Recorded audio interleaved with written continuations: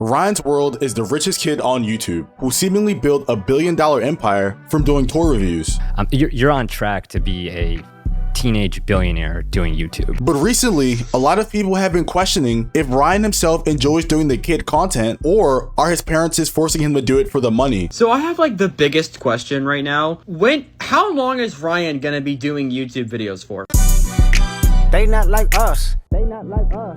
They not like us. About a month ago, I made a video talking about Ryan's World, and literally a day after that video, a whole interview with Ryan and his family came out. Are you serious right now, bro? But before we get into the interview, I'll briefly explain who Ryan is. For anyone who doesn't know, Ryan's World, aka Ryan Kanji, started his YouTube channel when he was just 3 years old. By the age of 6, he had already generated over $1 million, which in comparison is probably more than you have. And yes, I'm talking about you watching this video. Shut up, bitch. So of course, when Ryan's parents realized the potential of the channel, they both quit their jobs to fully pursue this opportunity. What year was that when you guys decided to quit your jobs? I think it was 2016. Oh, wow. Yeah. How much as an engineer were you making at that time?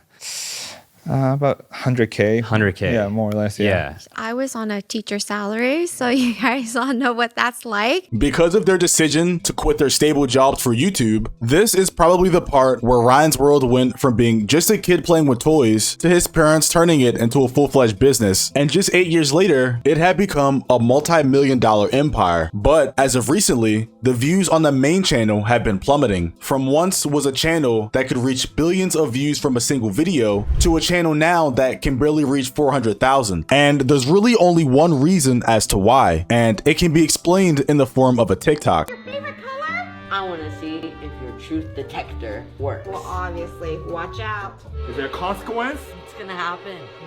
What is that? That's why you cannot lie. Daddy, you're up. Well, I'm next. Did you guys hear the bass in that man's voice? It's deeper than mine. But for those that don't understand, people are saying Ryan should retire because he has simply outgrown his content. What used to look like fun and enjoyable content now looks like it's being forced for a younger audience. Hey guys, pretend like Red Titan. What is this? A Red Titan comic book? The simple fact is, Ryan shouldn't be doing this content anymore. And I'm not trying to project anything onto him, it's just that the views speak for themselves. How do you guys think about the future of the channel and how much of that relies on having a human component as your kids get older? You know, one thing we're thinking about is we want to make sure we cater toward the existing fan, 5 to 8 years old, already our core demographic. But at the same time, Ryan's growing up and then he has new interests. We want to cater toward his new interests as well, new field. So maybe we'll start a new one. By starting a new one, Ryan's dad was referring to starting a new YouTube channel, which is kind of my issue, and I'll explain. Since Ryan was a literal toddler, he was a superstar. Like, people drove hundreds of miles to a Walmart just to see him. Do you know how much aura that takes? Like, what if I pulled up to a Walmart? Would y'all come and see me? I'm a fault with. My point is, I feel like Ryan is seen more as a brand than an actual 12 to 13-year-old kid. Because if the dad knows Ryan's interests have changed, why hasn't that change reflected itself on the content of the channel? Ryan's dad said it himself. The age of the core audience on the channel is 5 to 8 years old. So why on earth do we basically have a teenager acting the same way as them? Why not get Ryan's sisters to take over? Hey everyone, this is the episode where everyone gets to meet my new friend. You'll just have to see to find out. Check it out. And just an FYI, I'm not trying to villainize the parents at all, because the simple fact is, we don't really know them. Who the fuck is this nigga, bro? And I think what they've managed to create from just a simple idea of doing tour reviews is unimaginable and should be praised. A lot of people are just worried because we know what happened to the last person who did prolonged kid content when they weren't a kid anymore.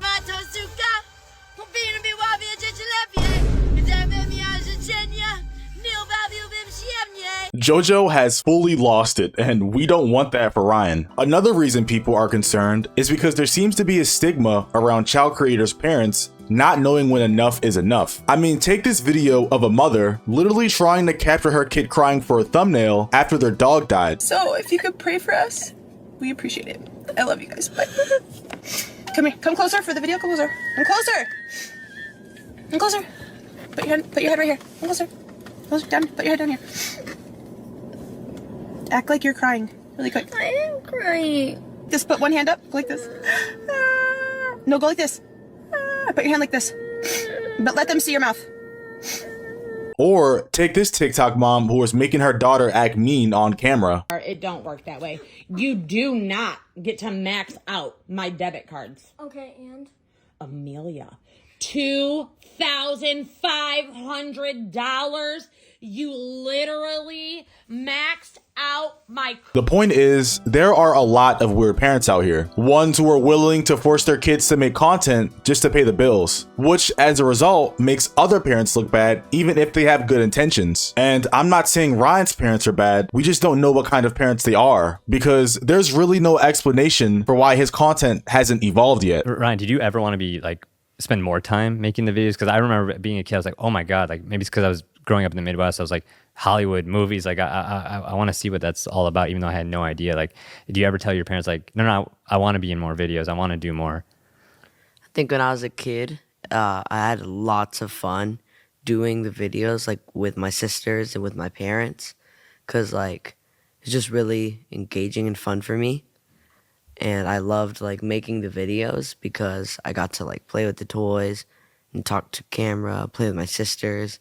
It's just really fun throughout the whole video. Without trying to overanalyze too much, what I took from Ryan's response to that question was that back when he was younger, he used to have lots of fun making the videos. But if someone was still having fun, would they be using past tense? What do you mean by that? For example, if I'm having fun playing chess, I'd say I'm having fun, not I had fun, which made me start to think that even if Ryan isn't having fun making the videos anymore, could he just stop if he wanted to? And no, I don't think he could, because the simple fact is, Ryan's World is a brand that's bigger than just Ryan now. They have employees, contracts, and a whole business structure depending on Ryan, which means the brand has to keep going strong even if he isn't. When you guys look ahead, like any other projects that you're most excited about, like the future of the channel, like how do you think about the future of Ryan's World and your business and your family? Yeah, right now I feel like we're at the tipping point where like the movie it's a great moment, and then from there, we wanted to kind of step aside and think about what we want to go. Ryan's turning 13 years old this year, so he's turning teenager.